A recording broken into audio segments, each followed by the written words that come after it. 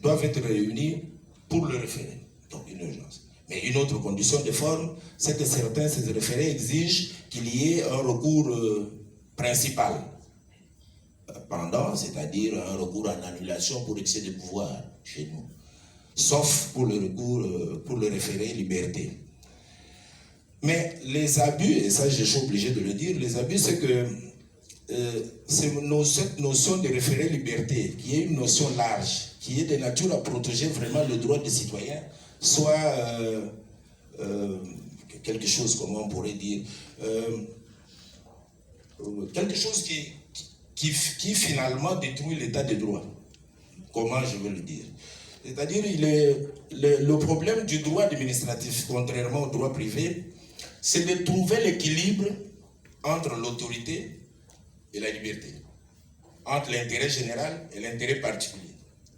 Alors que le droit privé, vous connaissez ces principes de base, c'est l'égalité des gens, l'autonomie de leur volonté.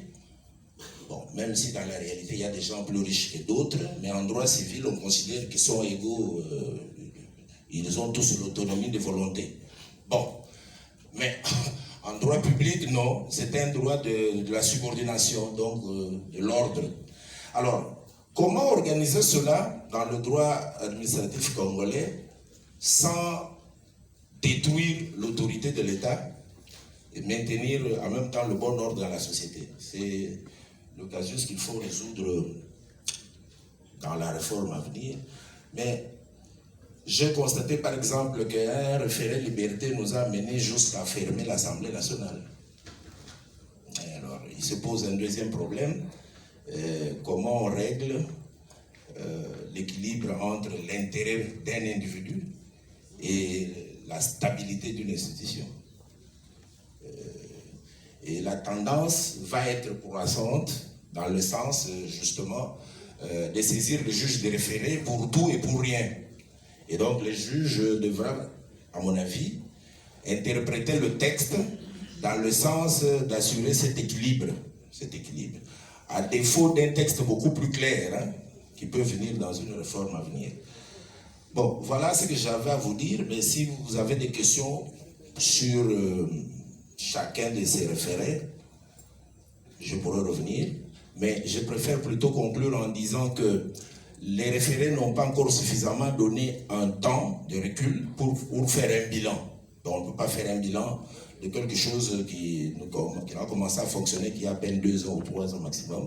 Donc il faut laisser le temps, que le texte montre ses limites, montre ses défauts et qu'on avance.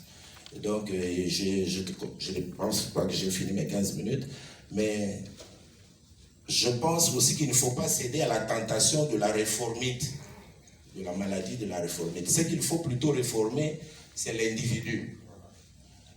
Parce qu'en réalité, ça je quitte vraiment ce domaine pour vous dire que ce qui fait fonctionner les institutions, ce sont les hommes, ce n'est pas les textes. On peut nous donner même les textes des États-Unis ou de la Grande-Bretagne ou de la France, dans l'état où ils se trouvent, mais avec une mentalité différente, nous aurons des résultats contraires. Donc en réalité, c'est chez l'homme que se pose le problème, ce n'est pas dans le texte. Et ce qu'on attend d'un juge, ce n'est pas tant une grande connaissance technique du droit, mais ce qu'on attend plus du juge, c'est l'honnêteté du juge. Oui, l'indépendance, là, vient de l'honnêteté, c'est-à-dire de dire vrai ce qui est vrai, de dire faux ce qui est faux.